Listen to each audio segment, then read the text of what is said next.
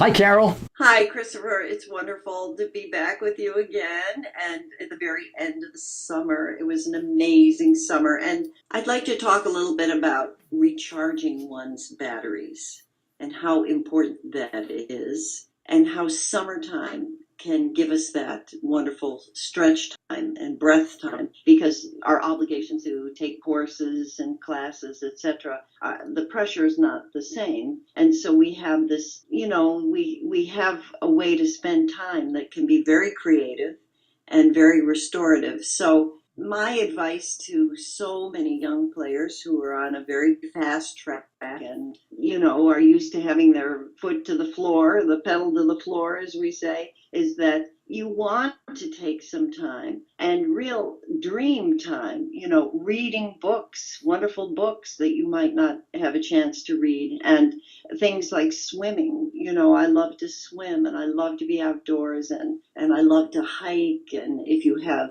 the kind of area that you can be in where you can hike and take in nature and see all these wonderful things, I think they'll always fuel and feed your work and your inspiration. And so I just can't say enough about the beauty of summertime. Of course, I'm a summertime baby. I was born on June 29th, so I love the warmth and the heat and hike. It's very special, and I think it will make your music making that much fresher. And I just can't be enough of a strong advocate for that.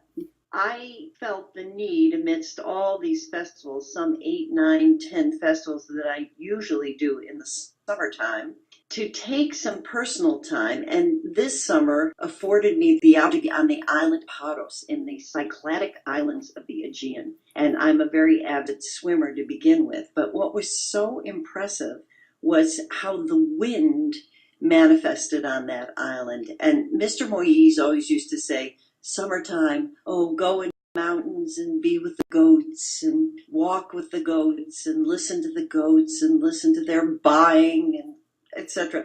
This was very similar to that kind of experience where the wind played a huge theme. And it reminded me of Greek history and Agamemnon, and all the warriors depended on the wind. Nothing could function without the wind. And of course, wind is primary to what I do as a flute player. So to be able to play outside with all this wind, in fact, one night I had to play on a terrace, and the wind was so fierce that the flute played itself. But it was very, very striking and very special. And of course, my festival summer wrap up took me to Seoul, where I worked with extraordinary young flutists that we don't often see in this country because of language requirements at schools. And the quality and the level of playing was just so striking. It was really very, very thrilling. Many 14-year-olds and 15-year-olds who were really on a level that was so remarkable and touching and so open and so wanting to try things and really access their inner passion, lots of passion. But these young players it was just thrilling to work with them, and they just loved everything that we found and discovered together, from sound and technique and how to really, really understand the molding of phrases. So that was wonderful. Now, tell us about your discovery of Amanda Meyer, a Swiss composer and violinist and conductor. And apparently you discovered her B minor sonata for violin, which you transcribed as a new publication for flute and piano. Something also very special that happened over the summer was that I was able to bring this new publication of a sonata by Amanda Meyer. Now, Amanda Meyer was an extraordinarily gifted woman. She was one of the first to ever graduate, female, from the Stockholm Conservatory in composition, violin performance, orchestral conducting, and she had a real knack for entrepreneurship. She was able to concertize all over her native Sweden, but also abroad, and was very close friends with Brahms. And she wrote a stunning work in B minor. It's a B minor sonata that worked so beautifully on the instrument that I felt inspired that I had to transcribe it for flute. And it just came out, and I was able to play a portion of it on a concert I did with Julie Bogorod. We teamed up and had a reminiscence concert of our St. Paul Chamber Orchestra days together, and Moïse. We celebrated our mutual heritage.